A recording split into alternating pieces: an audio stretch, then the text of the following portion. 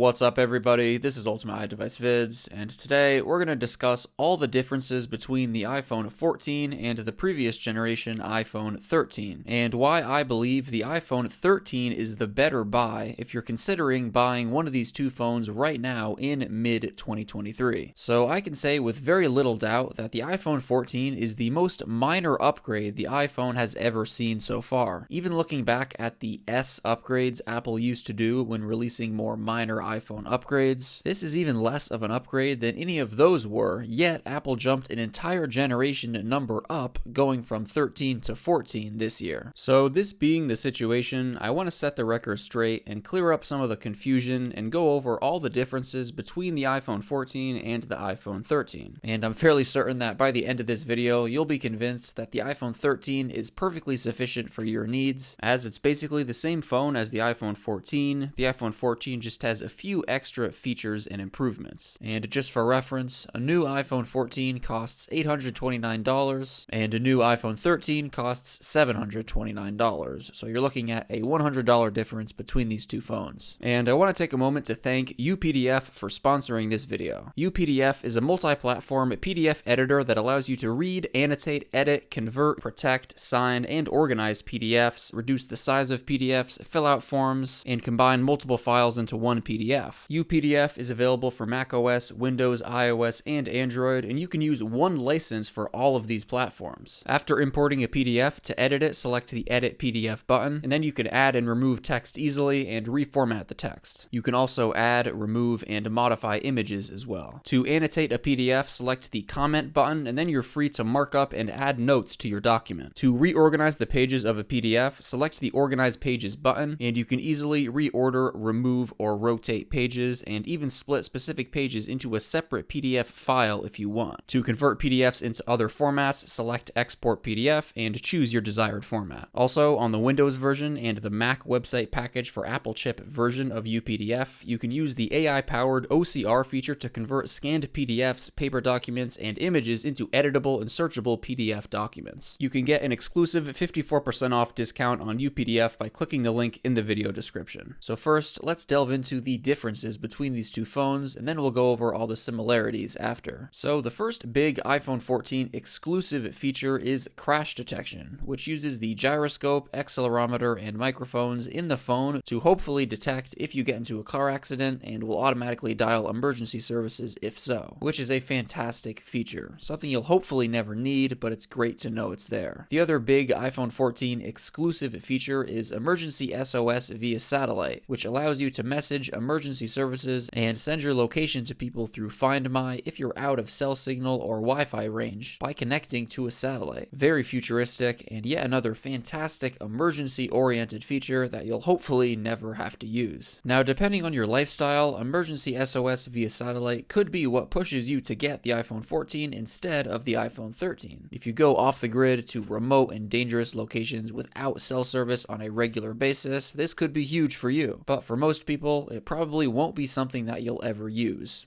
Hopefully. By the way, the emergency SOS via satellite feature is free for 2 years after activating your iPhone 14. Strangely enough though, Apple actually hasn't specified what happens after those 2 years are up, but I'd expect you'll have to pay either a reoccurring subscription fee or a usage fee for this feature after those first 2 years are up. The other notable area of improvement the iPhone 14 brings to the table are the cameras. Both the main rear camera and the front-facing camera got some upgrades. The iPhone 14's main camera has a larger sensor and larger pixels at 1.9 microns and a faster 1.5 aperture in comparison to the 1.6 aperture on the iPhone 13. Apple mentioned the faster aperture provides better motion freezing, resulting in better colors with better texture and detail. Apple also mentioned the new camera advancements in the iPhone 14 improve performance in low light environments. Apple also introduced a new image processing mechanism on the iPhone iPhone 14 that they call photonic engine, which they mentioned helps low light performance quite a bit too. Here's some photos I took on the iPhone 14 and the iPhone 13 outside in daylight compared side by side. As you can see, the photos look great on both, super crisp. These photos look pretty much identical to me. Any average phone user isn't going to notice much of a difference whatsoever. They're both phenomenal cameras that take phenomenal photos. And here's a few photos that I took at night on both without night mode on, just standard photos in a dark environment. As much as they do look very similar, the iPhone 14 shots do look a bit brighter, so I do think I'm seeing a little bit of that low light performance improvement. And here's a few photos taken at night with night mode on. And some of the iPhone 14's night mode photos look brighter than the iPhone 13's, while others look pretty similar. It is impressive how well this night mode feature works on both of these iPhones. In terms of the front-facing camera, the iPhone 14 has a faster 1.9 aperture over the 2.2 aperture on the iPhone 13. Here's a front-facing photo taken outdoors in daylight. Again, they both look fantastic. Maybe a little less washed out skin tone on the iPhone 14, but very tiny difference in the grand scheme of things. And by the way, the front-facing camera on the iPhone 14 now has autofocus as well. The iPhone 14 also brings a new camera feature called Action Mode for video recording, which improves on video stabilization when running or doing anything super shaky. And when testing this feature, I realized how good the stabilization on the iPhone 13 and the iPhone 14 is even without Action Mode. But in extremely shaky and active situations where your phone is moving a lot when you're recording video, Action Mode smoothens out the motion quite nicely. It just kind of makes the jerky shaking a little bit less jarring. It attempts to provide a similar effect that a gimbal would, but with software. And I gotta say, it's pretty impressive. And also, with the iPhone 14, you're now able to shoot in cinematic mode up to 4K HDR at 30 frames per second, as opposed to just 1080p at 30 frames per second for cinematic mode on the iPhone 13. And cinematic mode is that new depth of field control video recording feature that the iPhone 13 introduced. And these are all very nice improvements, but I wouldn't identify any of them as must-have features for the average person. Just a few nice-to-have additions. The camera system on the back is physically larger, the overall square area is larger, and also the lenses and glass bump protrude more. It is noticeable when comparing the two phones side by side, but it doesn't stick out at you or anything. Another noteworthy change is the transition to eSIM for US models of the iPhone 14. So if you buy an iPhone 14 in the United States, there's actually no physical SIM card slot anymore. So eSIM or electronic SIM is mandatory for US models of the iPhone 14. This isn't anything you should worry about though, as it's very easy to convert your physical SIM to eSIM when setting up the iPhone 14. The setup menu walks you through it, and it takes just a few minutes. The possible downside as of right now to not having a physical SIM slot is not every carrier in the world supports eSIM just yet. So when traveling internationally, for example, it used to be very easy to just buy a prepaid physical SIM card from anywhere and just pop it in your phone. Obviously, that's not possible anymore with the US model of the iPhone 14. Now, of course, you could get a prepaid eSIM and activate it no problem. But since we're kind of in a transitionary period right now where eSIM is still a bit new to the masses, there's going to be a bit of lag where not all carriers are going to support it yet. But of course, as eSIM gets more and more common and begins to take over physical SIM card technology, this won't be an issue soon enough. But if you do find yourself frequently swapping physical SIM cards, and if some of the carriers don't support eSIM of those SIM cards that you're switching between, this is something to consider. So this is something having the iPhone 13 actually makes easier for the time being, as we go through this transitionary period. But unless you frequently swap between physical SIM cards for carriers that don't yet support eSIM, making the switch to eSIM is no big deal. And once again, only US models of the iPhone 14 ship without a SIM card slot. If you buy one in any other country, it will ship with the SIM card slot. And another very noteworthy area of improvement for the iPhone 14 is the ease of repair. This arguably being one of the most significant changes in terms of the effect that it's going to have long term, even though it may not affect you on a day-to-day basis. So for the first time in over 10 years, the iPhone 14 opens up from the back, and this is in addition to also opening up from the front as well, just like all the other recent iPhone models. But being openable from the back makes repairs a lot easier, especially repairing the back glass. With every iPhone since the iPhone 8, back glass repairs were not only a huge pain to do, but also crazy expensive. This was a result of the back glass being adhered to the metal frame basically permanently using a very strong glue, making repairing that back glass a huge pain. A lot of the time, it didn't even make sense to get it repaired, as it almost costed as much as buying a new phone, as crazy as that sounds. Third-party repair technicians crafted up some bizarre methods of repairing the back glass, including using high-powered lasers to burn off the adhesive attaching the back glass to the frame off, as getting rid of the original glass before replacing it is no easy task due to the strength of that glue used to attach it to the frame. With the iPhone 14 though, thankfully the back glass is easily replaceable due to the back component being easily removable, and this makes getting it repaired much more affordable. For an out-of-warranty back glass repair on the iPhone 13 and iPhone 12, Apple charges $349, but for the iPhone 14, they charge a cheaper $169. Also, in order to make the iPhone 14 openable from both sides like this, Apple had to redesign the internals of the iPhone 14 quite a bit, which definitely makes sense. This improved repairability is a pretty big deal. Still though, considering you'll probably be using a case on your iPhone anyway, I wouldn't say it makes the iPhone 14 worth spending that extra $100 on it. And relating to what I just mentioned about the redesigned internals of the iPhone 14, Apple also mentioned in their keynote that the new internal design helps improve thermal performance. So if you're pushing your iPhone to its limits with some CPU demanding task, the heat management is improved, so you won't see as much processor throttling or slowdowns. This is yet another one of those changes you will likely not notice, but it's nice to hear thermals have been improved upon. Again though, something this minor shouldn't be a factor in deciding between the iPhone 14 or iPhone 13. The iPhone 14 features a slightly larger battery than the iPhone 13, the iPhone 14 having a 3,279 milliamp hour battery, and the iPhone 13 having a 3,227 milliamp hour battery. This is also something that I wouldn't let impact your decision in terms of choosing one of these phones over the other. It's not going to be a huge difference in battery performance. It's definitely going to be on the subtler side. Both of these phones are known for having phenomenal battery life. The great battery life of both the iPhone 14 and the iPhone 13 is something that's kind of unanimously agreed on. Also, there is a tiny difference in thickness and weight between the iPhone 14 and iPhone 13. The iPhone 14 is actually slightly lighter but thicker than the iPhone 13. But honestly, you can't really tell the difference though. Holding both side by side and looking at both of them, they look and feel identical to me. And in terms of processing power, the iPhone 14 features the same Apple A15 processor that the iPhone 13 has. However, the A15 processor in the iPhone 14 has one additional graphics core than the A15 processor in the iPhone 13. So a slightly updated processor, but a very minor upgrade, something that you will most likely never notice, which is proving to be a trend between these two phones. The version of the A15 processor in the iPhone 14 is the same A15 processor found in the iPhone 13 Pro and 13 Pro Max. So Apple took the slightly upgraded A15 processor from last generation's Pro phones and put them in this generation's standard phones. But even when performing CPU demanding tasks, you'd be hard pressed to notice any difference in terms of processing power between the iPhone 14 and the iPhone 13. If you really push your phone to its limit in terms of processing power, that would be the only time you might see a difference. In terms of RAM, the iPhone 14 has 6 gigabytes of RAM and the iPhone 13 has 4 gigabytes of RAM. This is definitely a nice upgrade to see, as the iPhone 13 was already known to have great RAM management, so things will get even better with the iPhone 14 in this regard. If you're using a ton of applications at once and doing something CPU intensive at the same time, RAM management will help keep all those applications open, or maybe you have a ton of tabs open in Safari. It'll help keep those tabs from refreshing every time you go back to them. But considering how well the iPhone 13's RAM management already was, as a result of Apple's software and hardware optimization, you probably won't notice a huge difference in regards to RAM management between these two phones unless you're an absolute power user. And in terms of differences, that's just about it. Pretty much everything else about these phones is exactly the same. Same overall design and functionality. The iPhone 14 and iPhone 13 are almost identical. They both feature the same 6.1-inch OLED display size. They also both feature the same overall design with the squared off aluminum edges and the back glass design. So other than missing out on the few new features and changes we went over throughout this video, there's really not a whole lot of downsides to choosing the iPhone 13 over the iPhone 14. And considering the iPhone 14 costs $829 and the iPhone 13 costs $729, if you're about to to buy one of these phones, I'd recommend the 13. In years past, I'd be a lot more inclined to recommend buying the newest iPhone model just for the sake of longevity. But as I was just talking about, what really changes things this year is the fact that the iPhone 14 features that same A15 processor that the iPhone 13 has. I mean, don't get me wrong, it's a phenomenal processor that goes above and beyond what the average phone user would ever need, but the fact that it's the same processor in both of these phones is a pretty big deal. The extra graphics core added to the processor and the extra 2 gigs of RAM are great to see, but it's more or less very similar tech inside these two phones. The iPhone 14 is the first time ever that Apple has released a major new iPhone with the same processor as the previous generation iPhone. This being one of the bigger reasons the iPhone 14 is such a minor upgrade over the iPhone 13. Not only do you get better performance with a new processor, but you also most likely get a product that's going to last longer, a product that's going to get more years of software update support. But this year, with both the iPhone 14 and the iPhone 13 having the A15 chip, they're probably going to have the same lifespan in terms of overall speed and performance, and most likely the same amount of years of software update support. The only factor I could see possibly causing the iPhone 14 to get more years of software update support than the iPhone 13 is the fact that it has 2 extra gigs of RAM, and I suppose it's possible that the slightly updated version of the A15 chip could result in more years of software update support for the iPhone 14, but honestly, I doubt it. I think these two phones will get the same amount of years of software update support, as they're fundamentally very similar in terms of processing power. And also, considering iPhones generally get a minimum of 5 years of major software update support these days, and most people keep their phone for around 4 years, either way you'll be covered in terms of software updates for what'll most likely be the whole lifespan of you using either of these two phones. So considering this, in addition to the lack of other notable changes, the average person is going to be just fine with the iPhone 13 in 2023. But alright everybody, that just about wraps it up for this video. If you're considering buying either the iPhone 14 or the iPhone 13, or if you already own one of them, let me know your thoughts down below in the comments. Thank you all so much for watching this video, and as always, I'll catch you in the next one.